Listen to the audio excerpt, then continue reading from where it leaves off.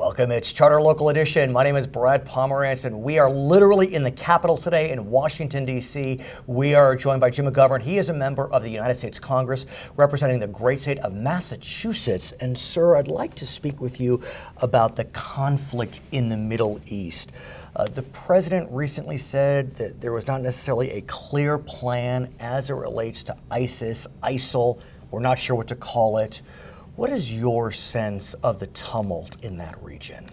Well, it's a very chaotic region, a very dangerous region, but I think the president accurately summarized U.S. policy, which is we don't have a clear strategy. We don't know, quite frankly, what our clearly defined mission is, which has a beginning, a middle, and an end. And why is that? Is that the fault of the administration? Is that the fault of circumstance? I mean, literally, we're not fighting a nation, we're fighting a group?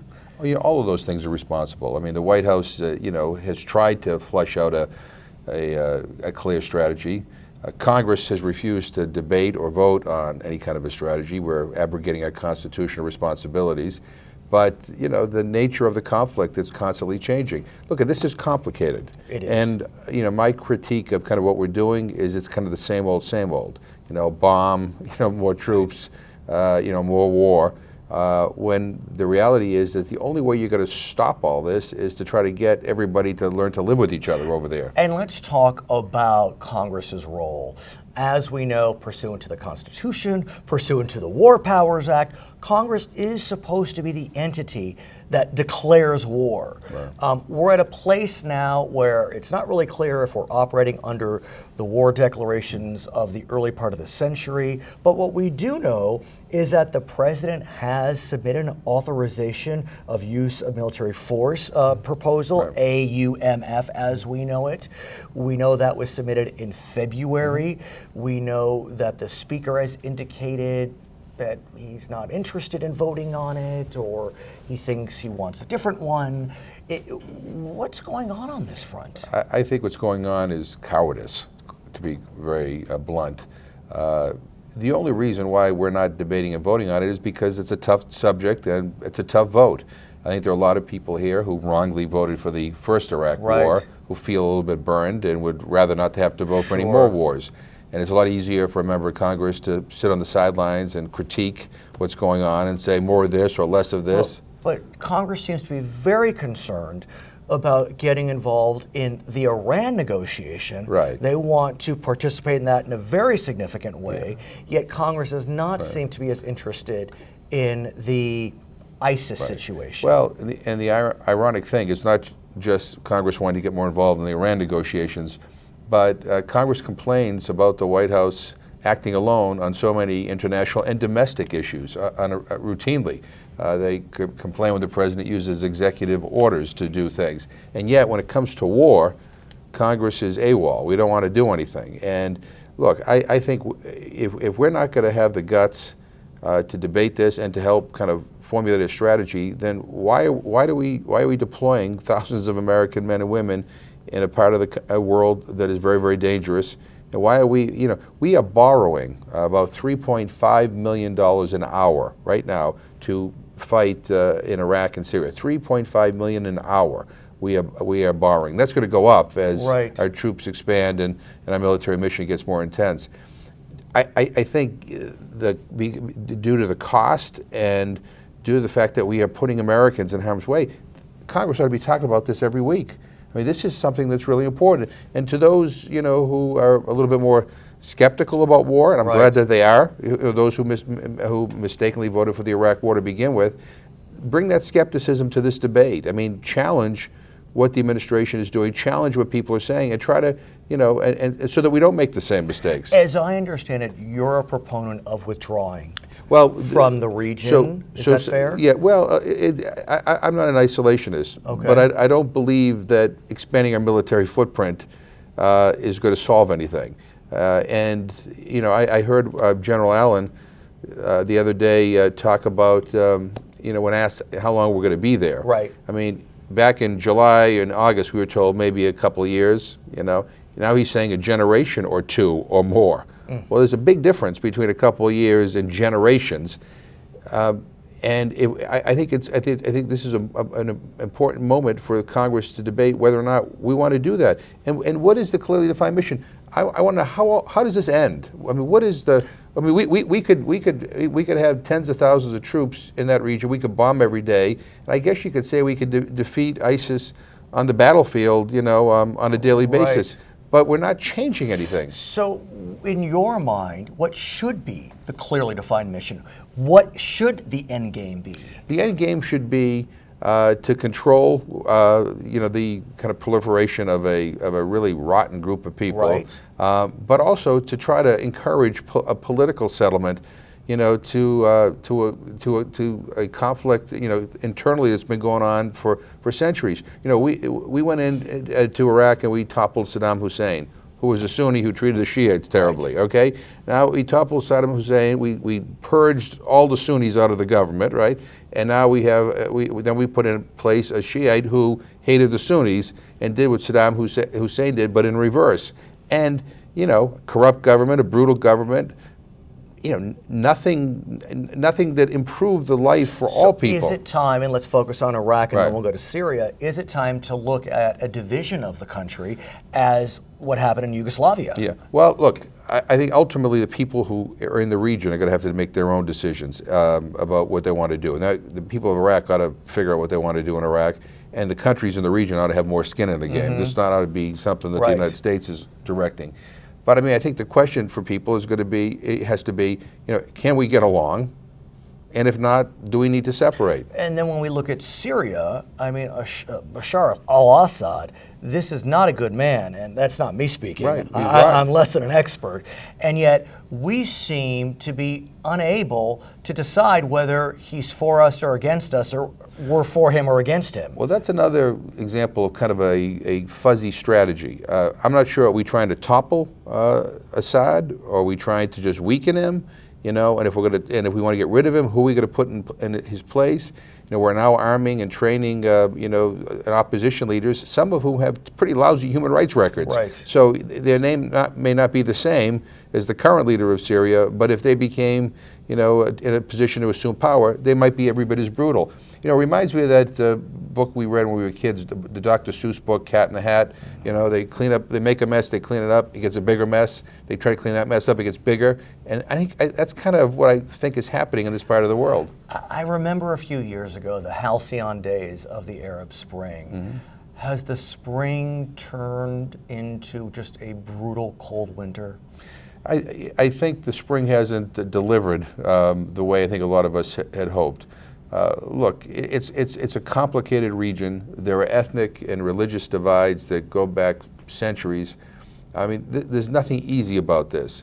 On the other hand, I think we have had some experience with the military solutions for quite some time now.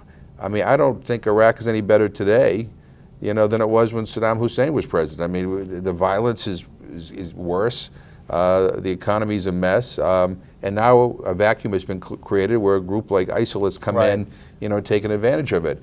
I think we need to kind of figure out what do we want to see happen. And I would like to think that what we want to see happen is we want to encourage stability. We want to encourage respect for human rights.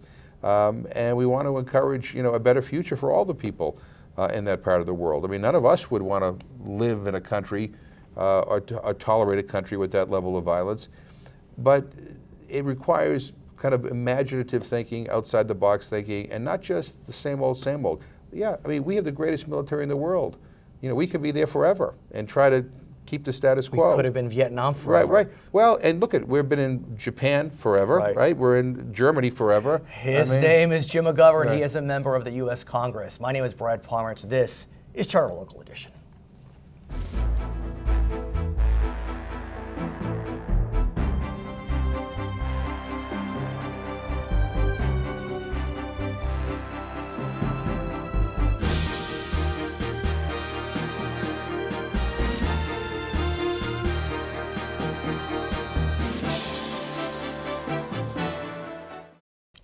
You're watching Charter Local Edition. I'm Brad Pomerantz in the nation's capital. We are joined today by Hank Johnson. He is a member of the U.S. Congress representing the great state of Georgia outside of Atlanta. My wife went to Emory, so it's good to meet you, sir.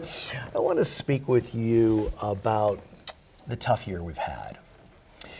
When we look at the interaction between communities and some police forces, it's been rough.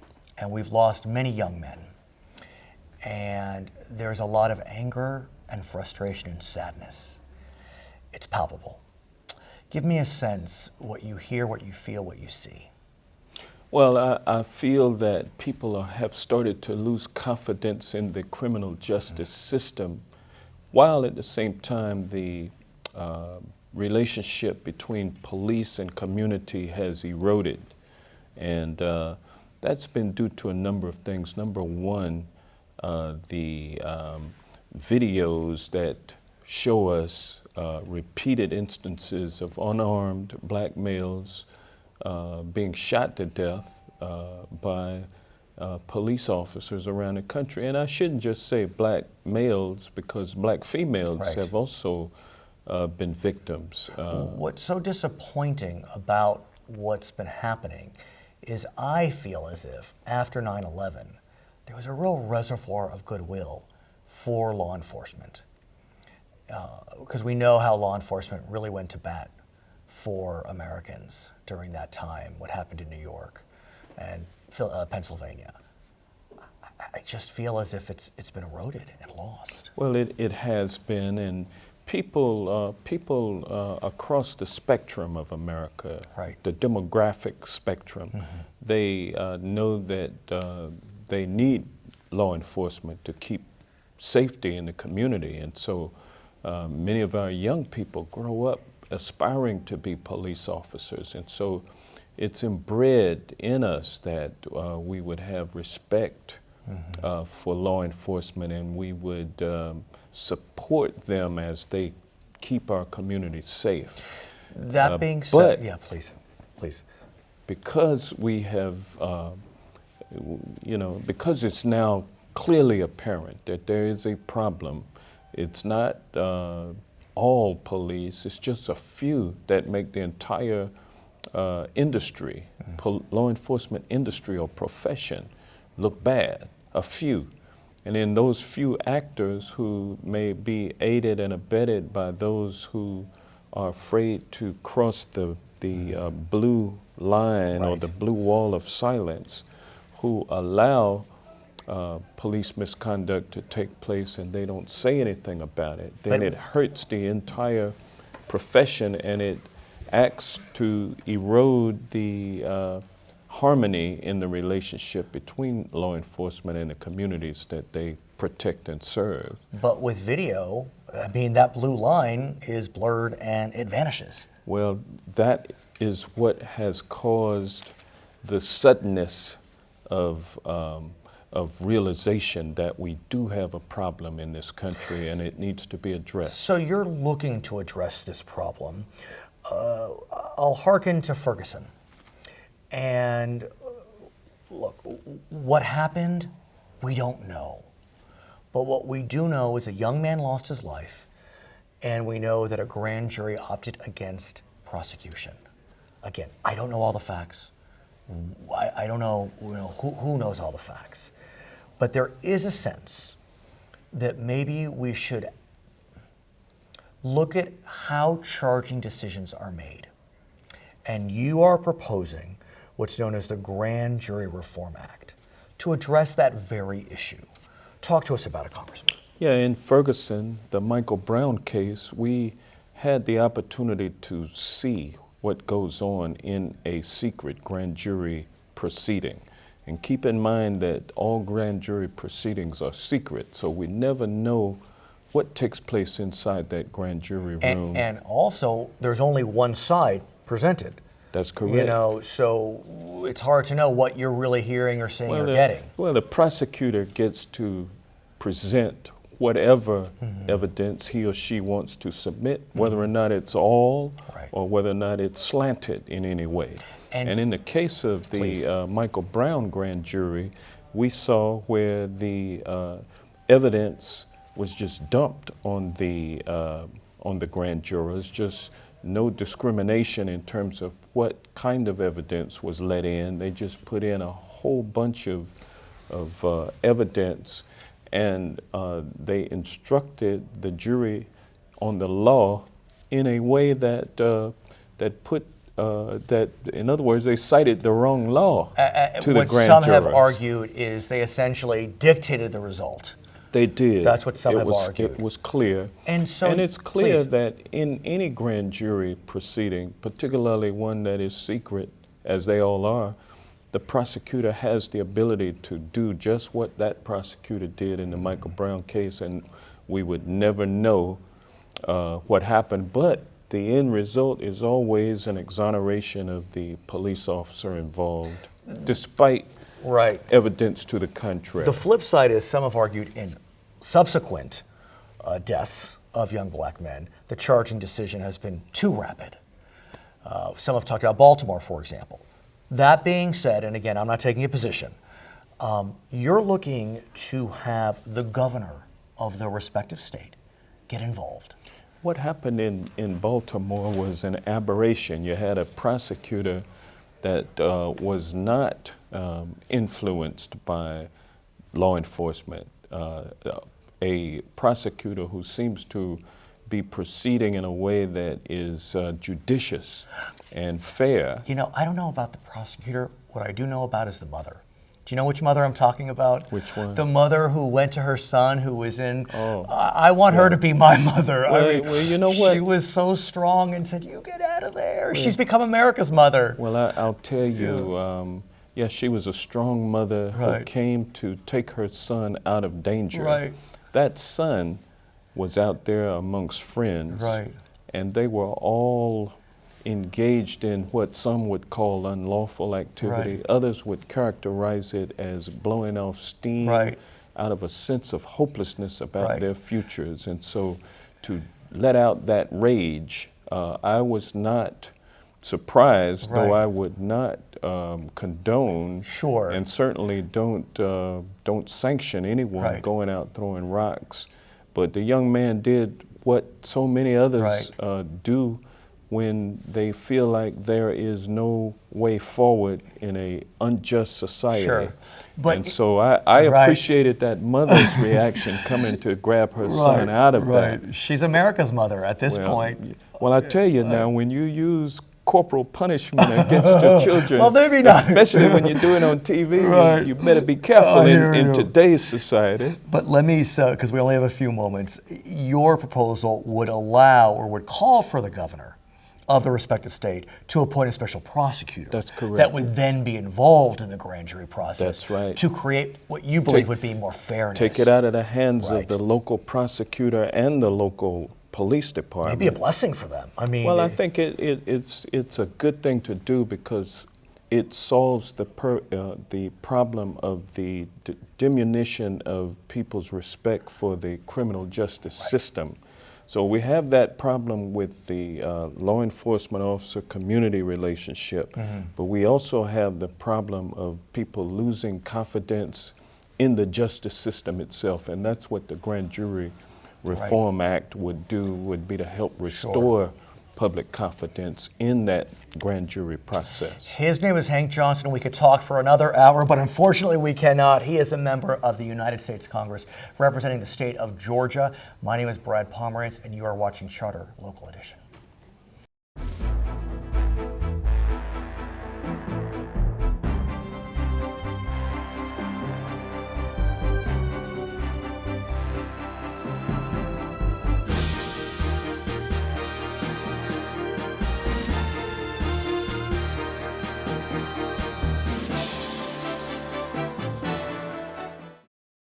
You are watching Charter Local Edition. My name is Brad Pomerantz in the nation's capital. We are joined by Brad Ashford. He is a member of the United States Congress representing the state of Nebraska. And sir, I'd like to speak with you about your new job. Yes. You spent 16 years in the only unicameral Yes. legislature in the entire nation. You are now part of a bicameral legislature in Washington, D.C. It's different. Yeah, it's different. How is your new job? I'm thrilled to be here and, Right. and honored.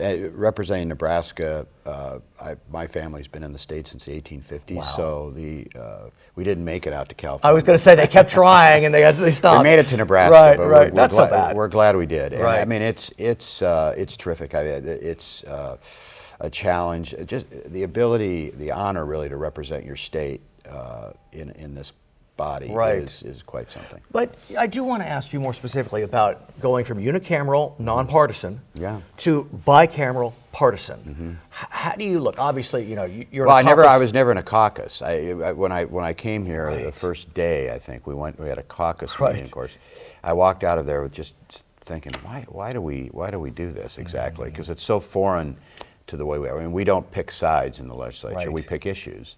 Right. And I think that's probably where the biggest difference is. Instead of thinking about whatever the issue is, Right. Try to pick an issue and then think about coming together on a solution. We pick sides first. Sure. And then the issues will come around, but then the sides are so formatted. Right. So that's the biggest difference. And being able to break through that and talk to others. I actually worked here as a young person. For whom, if I may for ask? Roman Aruska, Senator Roman Aruska. From the state of Nebraska? He was, Okay. This was quite a few years ago. Oh, It not was too in the many. late 60s. Wow, okay. And it clearly, as I've been told and as I experienced as a young person, a lot different place. Right. So I want to talk about one issue Mm-hmm. that the caucus, your caucus, is a bit divided on. And that Mm-hmm. issue is the question of trade.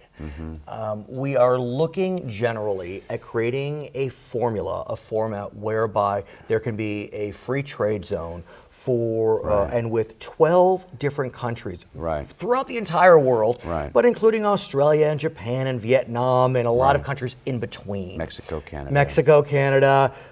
And it's interesting you mention that because it's on the heels of the NAFTA free trade agreement, which, depending on which side you're on, was either the best thing since sliced bread or not so much. And we have, I believe, 12 trade agreements around the world. Right. So this TPP, or Trans-Pacific Right. Partnership, would supplant the agreements with those particular countries. So Mexico, Canada, which Right. of course was NAFTA, would now come under this new Right. TPP, which, quite frankly, one of the reasons why I like it is, and why I hope we get TPP done in Right. the end, is that we do think about some of the shortfalls in the NAFTA agreement, Right. and suggest labor standards changes, environmental changes that were not in NAFTA. So, but I come from an ag state, and do. and we export a lot of Right. things. We have few people and lots of cows.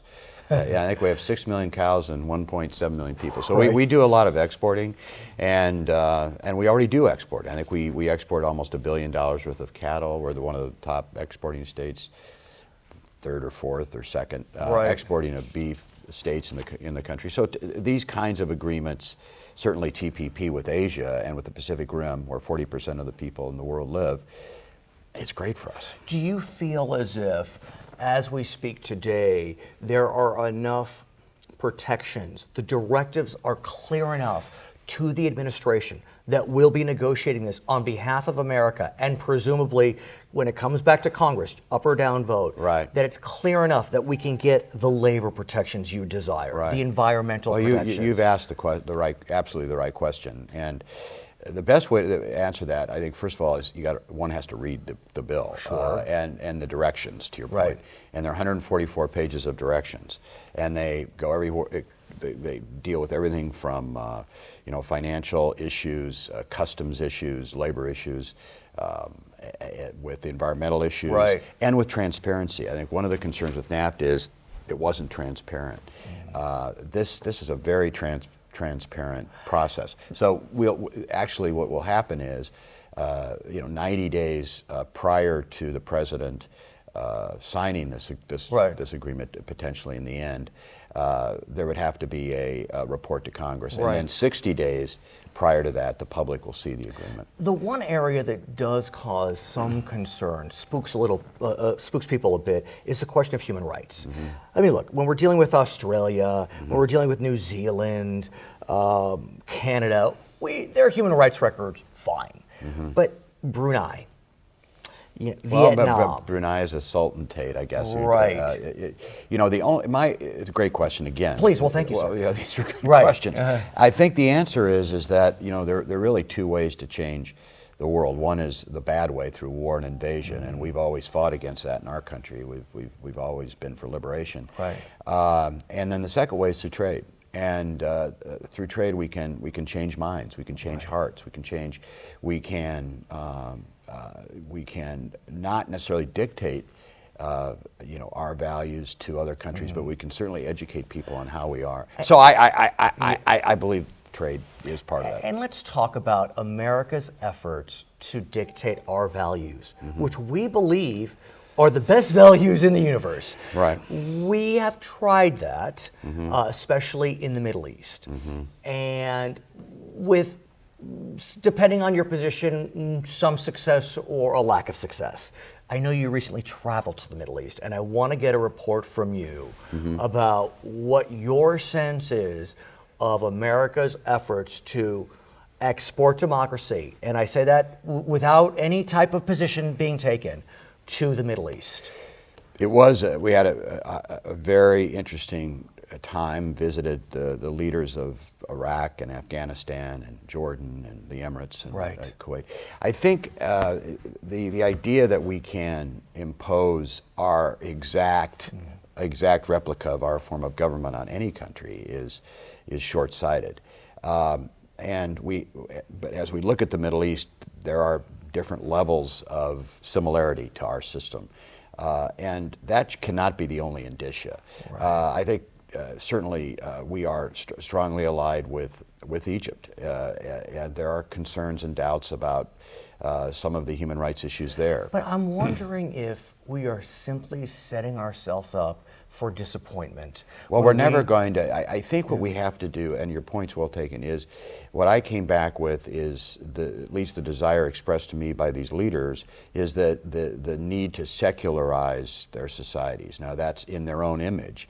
So women in the workforce, for example, women going to school, women's rights issues, which are clearly a problem in the Mideast, in many of the countries we visited. So there's an awareness, though. Right. There's an awareness. But when you think about ISIS, when you think about some of the more radical elements of Islam, which is a faith that has beauty in it, to some, but the radical elements of Islam, they are not looking to create scenarios that build human rights for women.